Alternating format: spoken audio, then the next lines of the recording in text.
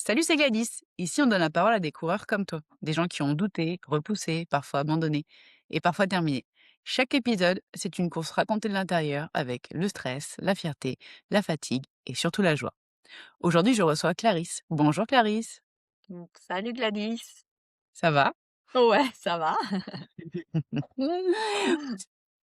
Pour commencer, est-ce que tu peux te présenter qui tu es, ce que tu fais dans la vie et depuis quand la course à pied fait partie de ton quotidien? Alors, je m'appelle Clarisse, j'ai 57 ans, je vis à Paris.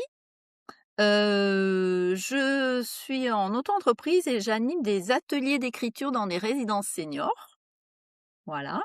Et je cours, bah écoute, ça fera 2 ans, le mois prochain, que je me suis mise à la course. Voilà. Génial. Et justement, aujourd'hui, si tu devais résumer ta relation à la course en un mot, ça serait lequel et pourquoi? En un mot, Ah, c'est waouh! dur, hein? Ouais, Ça là, peut être c'est 2, dur. allez.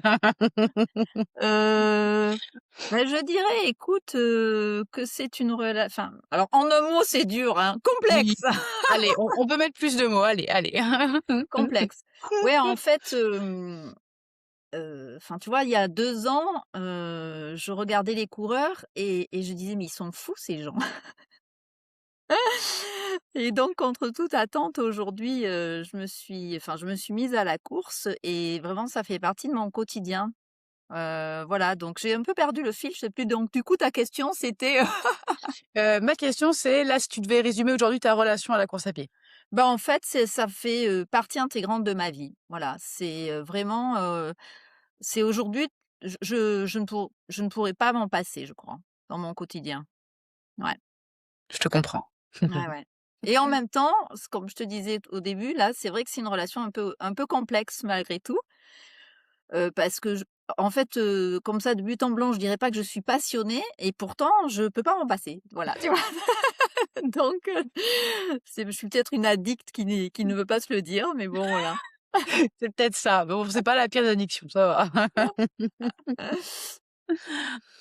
Il y a quelques mois avant l'accompagnement, comment tu t'entraînais concrètement et surtout, comment tu te sentais dans ta pratique? Alors, je vais peut-être remonter au départ en fait, hein, moi j'avais jamais couru, hein, donc comme je t'ai dit, pour moi les coureurs c'était des fous et j'avais dit: «Ah non moi courir jamais» et puis en fait j'ai vu une dame de 85 ans sur internet qui finissait le marathon de Paris et là je me suis dit: «Waouh, il faut vraiment que je fasse quelque chose». Je faisais un peu de sport, mais bon, j'avais conscience qu'au niveau cardio, c'était pas terrible. Donc en fait, j'ai commencé à m'entraîner, avec une application, basique, enfin, pour pas la nommer, Decathlon Coach.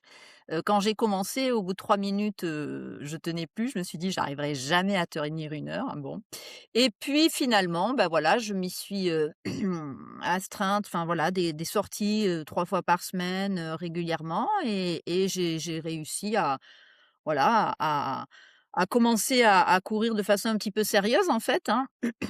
Je m'étais inscrite à la Parisienne, 10K donc j'ai commencé en avril 2024 donc. Je me suis inscrite à la Parisienne en octobre 2024 et puis voilà, puis j'ai fait ma 1re course et bah, j'ai continué à m'entraîner en me mettant des objectifs. Donc en fait, j'ai fait un 15K en février 2025 et un semi-marathon en mai 2025. Voilà et je m'entraînais toujours un petit peu de la même manière, en fait, hein. Et puis entre-temps, je m'étais inscrite au semi de Paris, puisqu'il faut s'inscrire, bien à l'avance, voilà, donc je m'étais inscrite et en fait, je suis arrivée à ouais, en septembre, bon, les vacances sont passées, j'avais un petit peu, lâché, on va dire, je m'entraînais, mais enfin un peu moins, voilà, de façon régulière et puis en fait, arrivé à septembre, octobre, j'étais en perte de vraiment en perte de motivation. Alors que j'avais un objectif, qui était quand même le semi, j'étais un peu paumée, je savais pas trop, voilà, comment m'entraîner, ce que je pouvais faire, ce que voilà, ce que j'étais capable de faire. Donc j'étais un peu, ouais, j'étais un peu paumée, vraiment en perte de motivation. Voilà, ça c'était bah, jusqu'en décembre, quoi. Donc pendant 1 an et demi, je me suis entraînée comme ça et puis je suis arrivée à un moment où je savais plus trop, voilà. Bah, justement, Et parlons-en. donc Tu as donc voilà, donc en fait, je suivais depuis quelque temps déjà, Jean sur Instagram ouais, et je trouvais ça vraiment bien. Les présentations qu'il faisait, ce qu'il expliquait, puis bon, j'aimais bien sa personnalité, oui. et je me suis dit: «Bon, ben, pourquoi pas?» Peut-être que ça peut m'aider en fait, en fait, surtout au départ, je pensais que ça allait m'aider à me trouver des objectifs. Voilà. Et à continuer à avancer, ce qui a été le cas, mais bien au-delà de ce que j'imaginais, en fait. Donc Génial. je vais commencer le protocole en décembre. Décembre 2025, voilà, donc ça fait, décembre, janvier, février, un peu plus de 3 mois maintenant. Voilà. Et justement, au bout de ces 3 mois, tu es, devenue une folle de la course à pied et tu as couru très récemment, là, le Semi de Paris en 2h09. Ouais. Est-ce que tu peux nous raconter cette course, la préparation, le jour J et ce qui s'est passé t dans ta tête pendant l'effort? Et écoute, bon, la préparation déjà, donc j'ai fait cette préparation avec, mon coach Kylian, hein, que je remercie au passage. La préparation donc du semi, et franchement de suite j'ai trouvé ça génial. Je trouvais ça génial parce que, je en fait, tu sais, c'est un peu comme, tu rien à enfin, tu dois penser à rien en fait. Ouais. Les séances sont préparées pour toi, et je me suis plus demandé finalement, comment il fallait que je m'entraîne, quel allait être mon objectif, est-ce que je faisais les bons entraînements? Parce qu'en fait, c'était, toutes les semaines, ajusté en fonction de ce que je faisais, avec cet objectif au bout qui était le semi. Donc ça, c'était vraiment génial. En plus, moi j'ai beaucoup j'apprécie beaucoup, le partage de compétences, hein, qu'il y a au sein du protocole, hein, parce qu'en fait, j'ai appris beaucoup de choses, hein, sur mon corps, sur comment il fonctionne, sur les muscles, sur l'alimentation, sur, voilà, il y a un vrai accompagnement, il y a une communauté, voilà, que je trouve c'est vraiment sympa. On se sent appartenir à une communauté, et tout ça en fait, bien sûr, ça m'a menée sur le semi avec des objectifs, mais ça m'a c'est hyper motivant, en fait. Voilà. Donc voilà, je sais pas si j'ai répondu à ta question, mais donc c'est Très ça a bien. vraiment, voilà, il y a une nouvelle motivation qui s'est mise en place, en fait, et vraiment c'est super. Voilà, j'étais beaucoup mieux, qu'avant parce que je naviguais un peu à vue, je m'ennuyais, en fait, aussi parfois quand je courais, bon voilà. Donc voilà. Et la course, écoute, le semi, heu, de façon un peu surprenante, j'étais quand même plus angoissée que quand j'ai fait mon premier semi. Enfin angoissée, inquiète, heu, peut-être, tu sais, se dire: «Ah il faut que j'assure, quoi». Ouais, c'est ça. Hem Il y a et en Kylian qui m'attend donc Ouais, c'est ça. Et en fait, j'ai vraiment suivi, enfin j'ai essayé, hein, de suivre le plan qu'il m'avait fait. Ça m'a vraiment beaucoup aidé de pas partir trop vite, ce que j'avais fait sur toutes mes autres courses en fait, hein.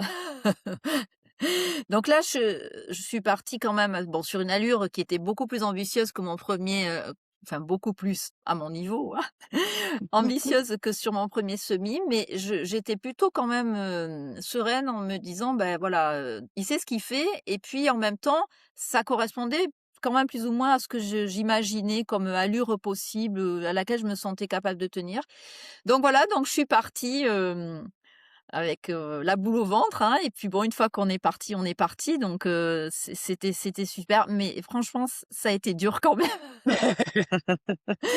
parce que j'ai trouvé qu'il y avait plein de faux plats, Oui. il y a et en plus, je connaissais la montée de Daumesnil parce que c'est un endroit que je connais, et en fait, jusqu'à cette montée-là, j'étais hyper angoissée en me disant: «Mais, ça va être dur, ça va être dur», ouais.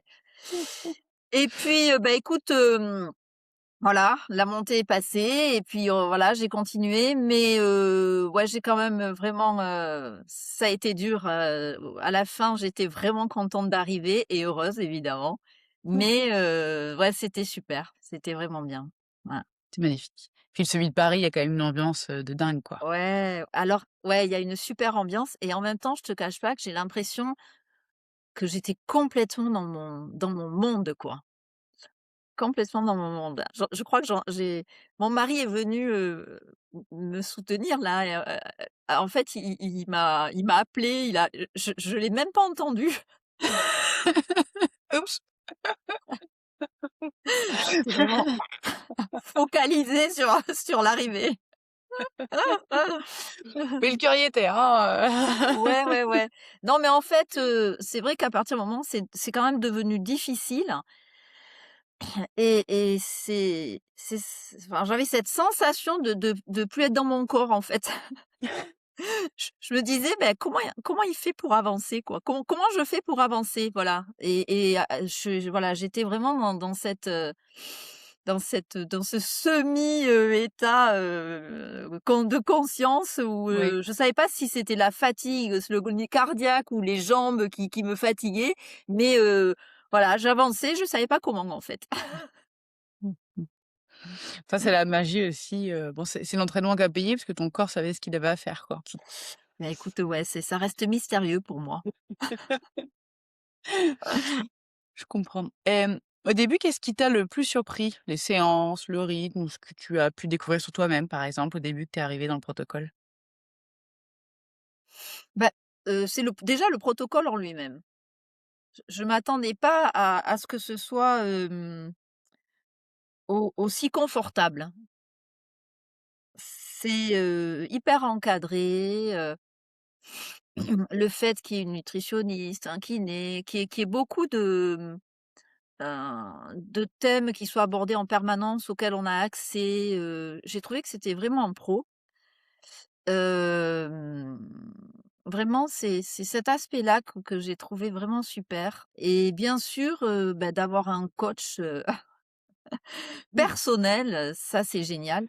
C'est génial parce que tu sens que l'entraînement est adapté et puis quand même, c'est hyper motivant parce qu'il t'encourage, il te félicite même quand toi tu te dis: «Bon, là j'ai quand même un peu, j'ai trouvé que c'était un peu dur», non, non, c'était super, bravo, donc ça c'est vraiment génial. Ouais.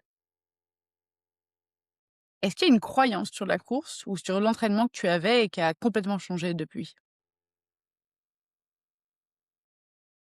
Bah, écoute, je pense que c'est en train de changer. C'est-à-dire que bon, moi j'ai commencé la course à 55 ans, hein, donc je me suis dit: «Bah, tu vas courir, mais voilà, tu vas pas faire des choses extraordinaires, hein». Ouais. Et en fait, aujourd'hui, je me dis que finalement avec, un bon entraînement, heu, vraiment adapté, avec, bon, un peu de renfort aussi, je dois dire que Il faut y passer. j'aime pas du tout ça. J'ai quand même la sensation, bah, que je peux m'améliorer, que ouais, que je peux faire un petit peu mieux, que alors bon, je pense qu'il y a toujours un peu l'esprit compétiteur en se disant: «Ah bah, ouais, j'ai fait ça la dernière fois, j'aimerais faire mieux», donc aujourd'hui, j'ai quand même la sensation, ouais, que il y a des possibilités, en fait, malgré l'âge, que voilà et que peut-être je vais pouvoir courir jusqu'à 85 ans, Voilà. comme la fameuse dame. Et peut-être que tu pourras faire le marathon toi aussi, comme cette dame. Bah, écoute, on verra, on verra. On Ouais. verra. Une étape après l'autre. Est-ce qu'il y a un moment où tu as douté? Un passage où tu t'es dit: «Est-ce que je fais fausse route?» Et si oui, comment tu l'as traversé? Par rapport à la course, tu veux dire ou par rapport à, Ouais, une course en particulier? Non, comme par tu veux. rapport non, honnêtement, depuis que j'ai commencé la course, je sens vraiment que ça me fait du bien. Donc je peux pas dire que j'ai douté sur la pratique, hein. alors douter sur le fait de pouvoir continuer, oui, sur la motivation, tout ça, oui, mais douter sur la pratique de la course, pas vraiment. Heu, un peu regretter d'avoir découvert ça tardivement, mais il n'est jamais trop tard. Il est jamais trop tard. Mais vraiment, non, je trouve que c'est tellement, ça fait tellement de bien que voilà, même quand, en fait, je réfléchis pas trop avant d'aller courir pour tout te dire. Mais à chaque fois que je rentre, voilà, je me dis: «Mais quel bonheur!» C'est clair, Ouais. c'est clair. Et quel progrès t'a le plus marqué? Quel progrès m'a le plus marqué?